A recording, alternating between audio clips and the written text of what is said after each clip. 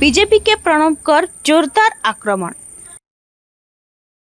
चाषी को नहीं मिलबार न्याय कि न्याय सरबार NH-55 काम उठी नहीं पारबार उसना चाउल।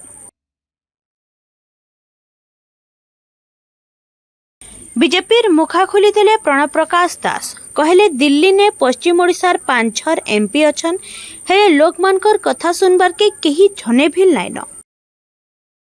MSP आर फसल बीमार आवाज दिल्ली तक पहुंची नहीं पारबार। चाषी मान को न्याय नहीं मिलबार कि NH-55 अवस्था कहा के देखा नहीं जिबार सेथिर लगे इटा बीजेपी नेता को जवाब देवार समय आसीचे बोली कहिचन बबी। देवगढ़ जिला रियामाल ब्लॉक पलसमा गाँव खेलपड़िया न हेइथिबा कर्मी सम्मिलन ने एंता कही करी गर्जिछन बबी। पश्चिम ओडिशा रे बीजेपी रो 5 जन सांसद थई करी फिल दिल्ली दरबार ने काहारे मुंह नहीं खुलबार सोच ठिया देई करी लोकन को ठकी थिबा बीजेपी सांसद माने पश्चिम ओडिशा नु जीती करी दिल्ली जाइछन किंतु जेन लोकंकर भोट पाई करी दिल्ली गले सेमानकर दुख सुख बुझबार लगी ताहंकर पासे समिया नाइन। किए कथा कहसी आर किए काम करसी सेटा आपण माने भल से बुझन।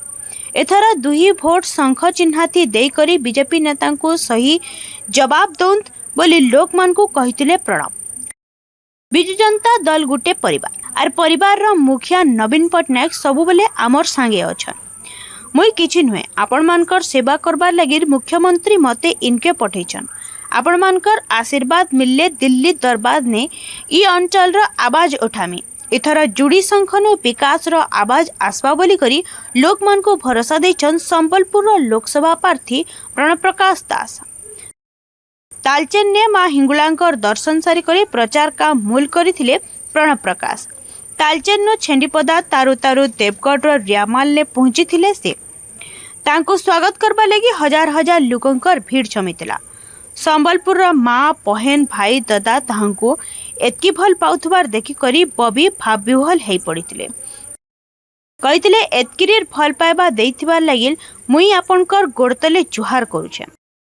इ तालु फटा खरा थी फिल आपण माने आसी करी मते आशीर्वाद देइछन सेथिर लगी एटा प्रचार नुहे फल पाइबार सभा।